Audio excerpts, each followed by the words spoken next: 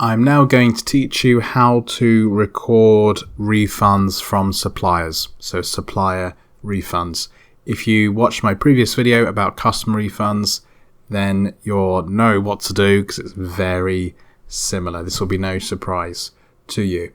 In order to record a supplier refund, there has to be an outstanding credit note on a supplier's account or an overpayment. So let me give you a demonstration. So suppliers are us. If I click on that account, you can see there's an outstanding purchase credit note of 120. It has to be outstanding in order to record a refund against this credit note. Alternatively, there has to be an overpayment. So looking at example supplier 1, they have a negative 300 on the account because there is a negative 300 here, which is outstanding, which is a supplier payment. It's an overpayment. It's a payment recorded on Sage which hasn't been allocated to any invoices. So it's seen as like a payment on account. We can refund both of those things or record the refund of both those things. You can go to banking and select the bank account and then click on new entry, and it will be sales receipts because the money's being received from the supplier.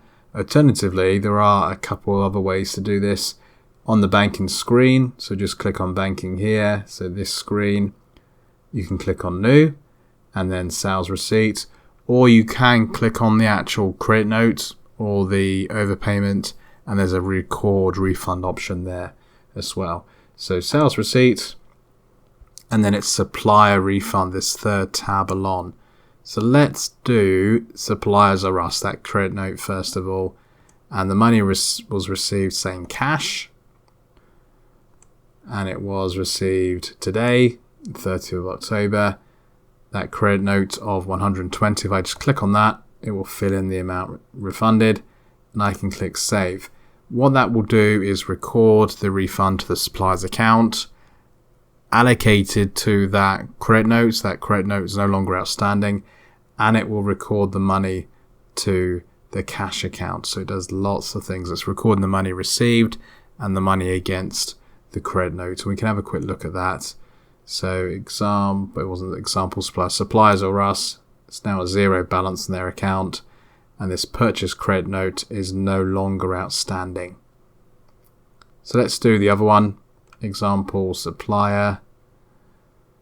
So sales receipt, supplier refund.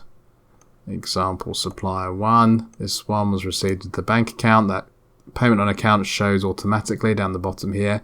This is why it has to be outstanding. If it's not outstanding, it's not going to show down the bottom.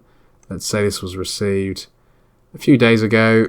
It was an electronic transfer, and the full amount, the 300, was refunded. If I now click save, that will record 300 into the bank account received from the supplier, and it will mark that payment on account as no longer outstanding. So example supplier, here we go, supplier refund 300.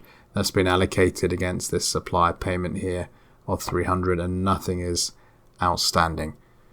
We are coming near to the end of this course. Thank you so much for getting this far. If it is helpful, please like, it really helps. If you want to say thanks in the comment section below, that's appreciated as well. We have 2 or 3 more videos, and then you'll know the basics of Sage accounting.